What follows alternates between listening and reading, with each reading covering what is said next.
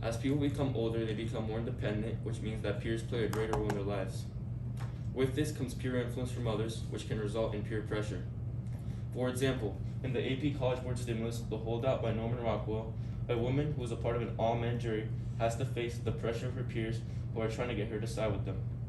Social pressure has been around for a while, and it does not seem like it will be going away anytime soon.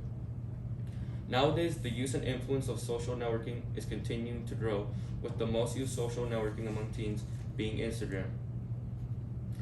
With social networking like Instagram continuing to become a big part and a common part of teenagers' lives, the likelihood that they may face peer pressure from it continues to increase. This begs the question of whether or not social peer pressure from Instagram is beneficial or detrimental to teens' health. I'm Antonio Rodriguez, and in the 21st century, to what extent does peer pressure from Instagram affect teens' health in the United States? So overall, in the 21st century, peer pressure from Instagram in the United States has negatively affected teens' health. So one of the reasons that peer pressure has negatively affected teens' health is that it has been detrimental to their emotional health.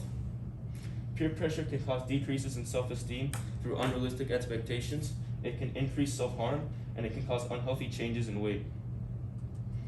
As you can see in this graph by Dr. Ron Patrick, you can see that in 2000, the death of suicide rates went from 4.3 thousand all the way to 2017, which is 6.8 thousand. This is about a 58% increase, which is very important when considering that many of these kids are taking their lives. This is largely due to the fact that the use of Instagram exposes teens to cyberbullying from their peers. This is significant as victims of cyberbullying are more than twice as likely to self-harm and enact suicidal behavior than those who are not bullied. Instagram can cause more opportunities for teens to be cyberbullied, which means that the peer pressure from Instagram can cause more opportunities for teens to harm themselves. Another reason that peer pressure from Instagram can negatively affect teens is that it can negatively affect their mental health. It can cause increases in depression, increases in social anxiety, and it can maybe act as a distraction from work or school.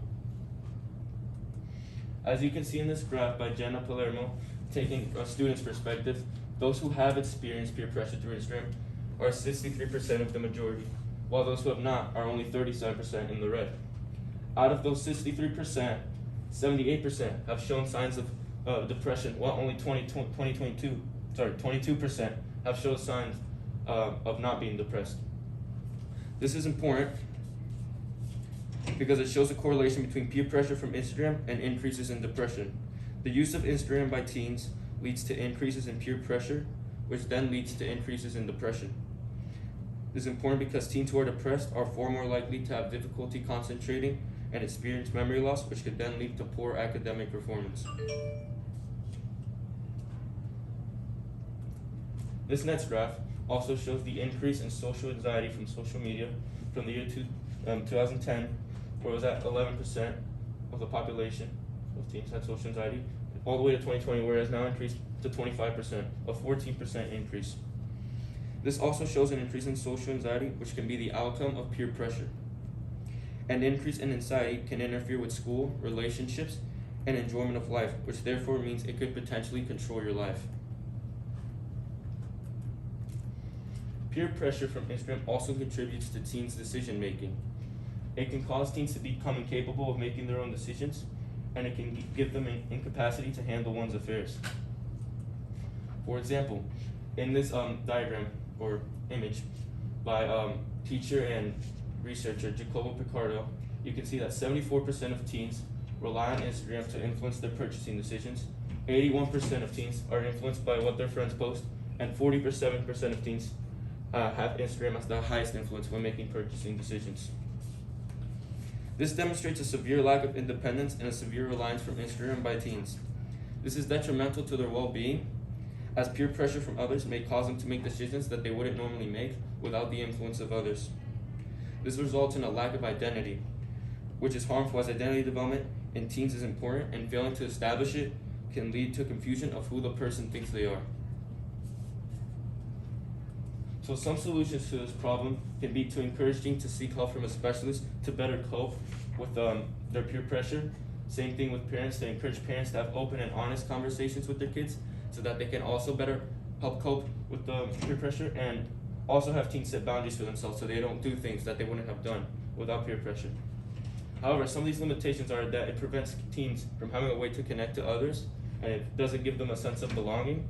It causes teens to feel even more disconnected, which could potentially be worse, and it makes teens feel like nobody is approachable. So in summary, in the 21st century, peer pressure from Instagram in the United States is a serious problem that needs to be solved as fast as possible. With social media like Instagram becoming a more common part in teenagers' lives, the likelihood that they may face peer pressure from it continues to increase. This is my works cited page. And questions? I do have 2 questions for you. First up, was there evidence that you gathered that you didn't use? And then if you didn't use it, why not? So some evidence that I gathered was how it affects teens physically, but I decided not to use it because since my topic's more like the mental, emotional, and the decision making, I felt like it would distract from the others and make them not seem like as significant. Okay. And what advice would you have for other researchers who consider this topic in the future? For other researchers that consider this topic in the future, some advice I would have is maybe to research how it affects male and female, because it could be 2 different variations, because maybe for males, they are experience peer pressure more and maybe are affected by more, or the other way around. So it could change the data.